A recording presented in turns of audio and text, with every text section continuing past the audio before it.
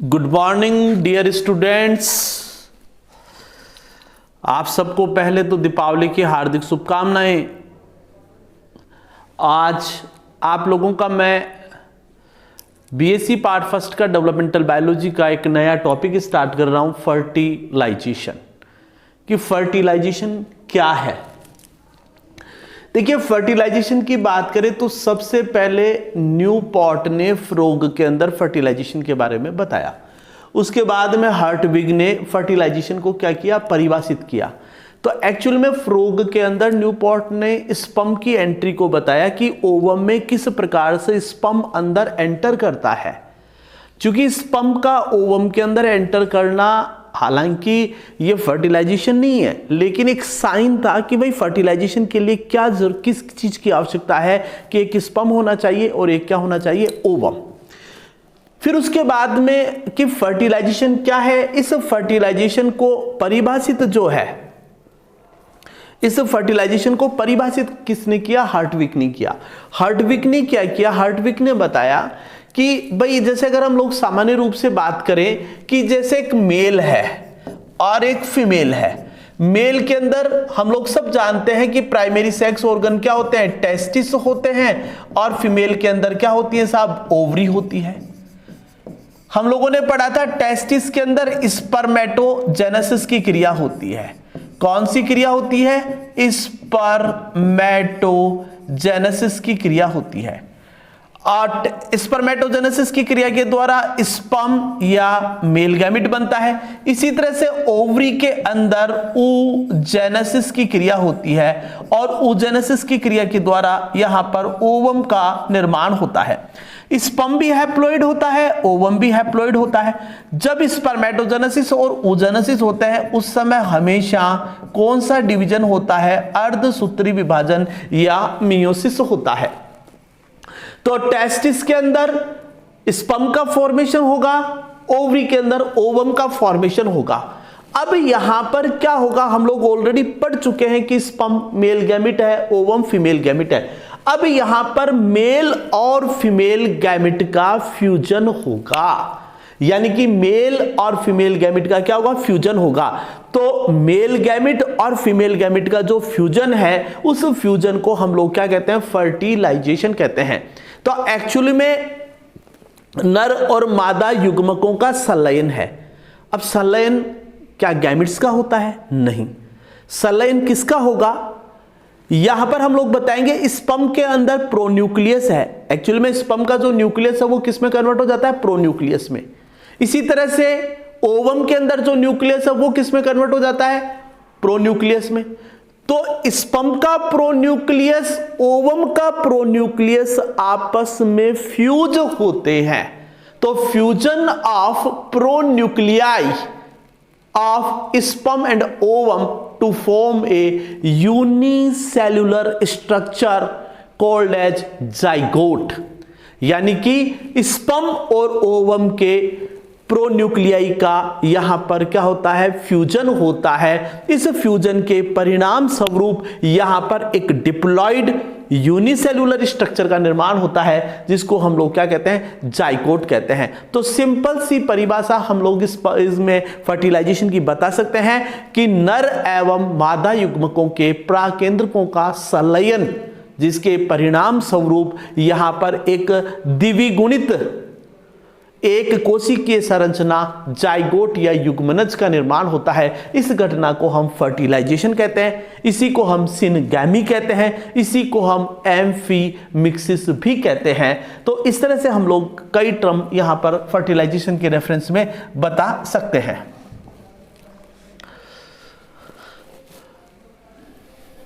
ये नोट करने के पॉइंट ऑफ व्यू से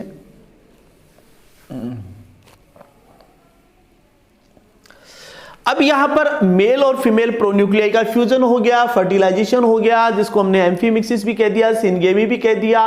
फर्टिलाइजेशन का रिजल्ट क्या होता है, जाइगोट बनता है। जाइगोट जो है वो यूनिसेल्युलर स्ट्रक्चर है। जाइगोट कैसा स्ट्रक्चर है, यूनिसेल्युलर होता है। जाइगोट यहां पर आप लोग बताएं कि किसी भी जीव का निर्माण एक कोशिकीय संरचना से प्रारंभ होता है, जिसको हम लोग क्या कहते हैं, जाइगोट, जो कि एक डिप्लॉइड स्ट्रक्चर है।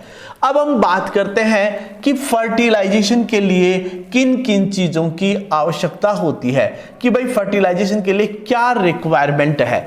देखिए सबसे इंपॉर्टेंट चीज है कि स्पर्म जो है उसको लिक्विड मीडियम की आवश्यकता होगी, यानी कि शुक्राणु को किसकी आवश्यकता होगी, तरल माध्यम की आवश्यकता होगी।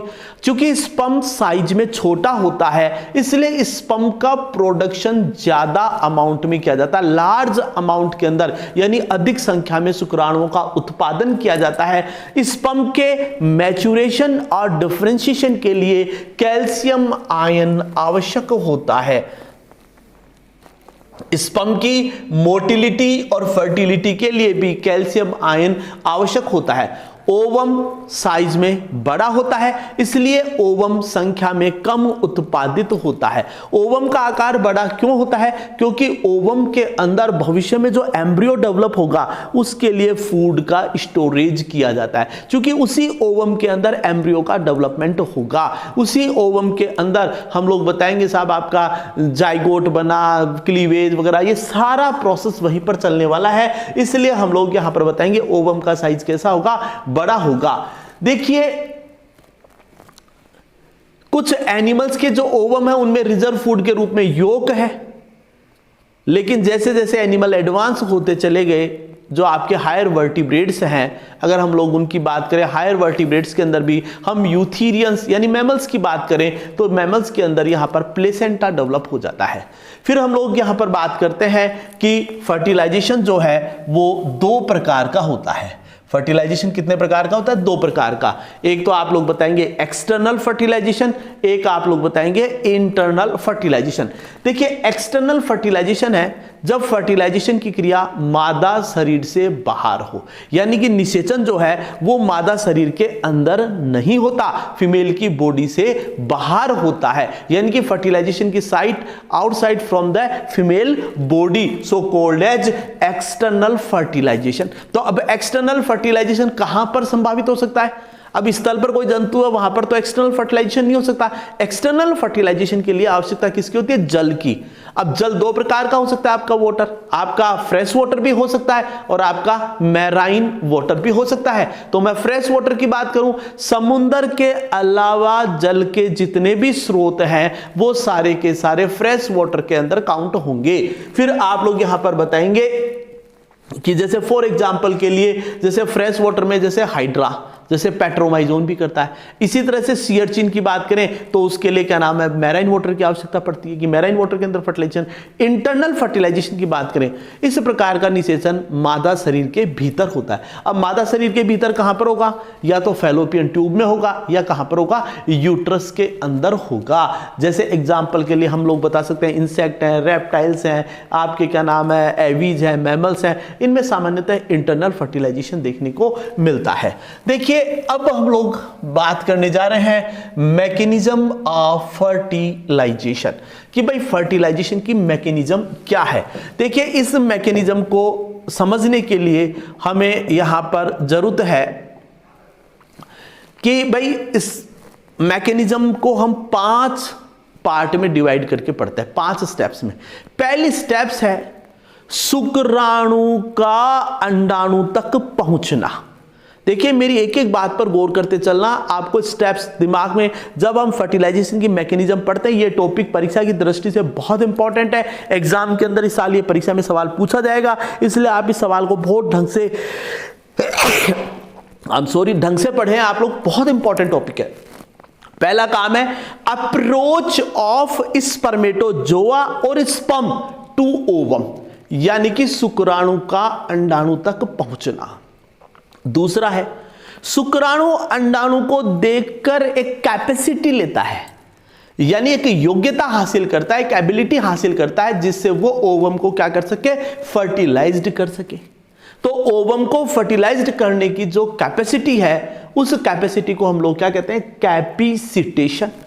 अब कैपिसिटेशन जो है या तो टेस्टिस के अंदर होगा या फीमेल की बॉडी के अंदर, यूट्रस में या क्या नाम है वेजाइना के अंदर होगा। तीसरा आता है स्पर्म का अंडाणु से संपर्क, यानी कि contact of sperm to ovum, यानी कि ओवम से अब शुक्राणु का संपर्क। जब शुक्राणु का ओवम से संपर्क होता है तो फिर शुक्राणु में कुछ चेंजेज होंगे, शुक्राणु में कुछ रिएक्शन चलेंगी और उन रिएक्शन को हम लोग कहते हैं एक्रोसोमल रिएक्शन। यानी कि शुक्राणु जैसे ही ओवम के कांटेक्ट में आएगा तो शुक्राणु में कौन सी रिएक्शन स्टार्ट हो जाएंगी, एक्रोसोमल रिएक्शन। फोर्थ नंबर की स्टेप, अब शुक्राणु में चेंजेस जो है तो ओवम में भी तो चेंजेस होंगे, ओवम का एक्टिवेशन होगा, एक्टिवेशन ऑफ ओवम, यानी कि कोर्टिकल रिएक्शन स्टार्ट होंगी। याद रखना, स्पर्म में एक्रोसोमल क्रिया चलेगी तो अंडाणु के अंदर या ओवम के अंदर कोर्टिकल अभिक्रिया या कोर्टिकल रिएक्शन, वल्कुटीय क्रिया या कोर्टिकल रिएक्शन चलती है।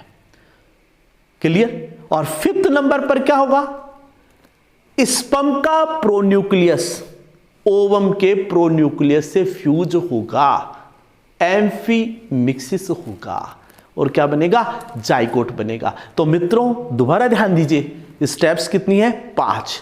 पहली स्टेप्स कौन सी बताई, शुक्राणु का अंडाणु तक पहुंचना, अप्रोच ऑफ स्पर्म और spermatozoa to ovum. Second step क्या बताएंगे, कैपिसिटेशन, कैपिसिटेशन हमेशा किसका होगा, स्पर्म का।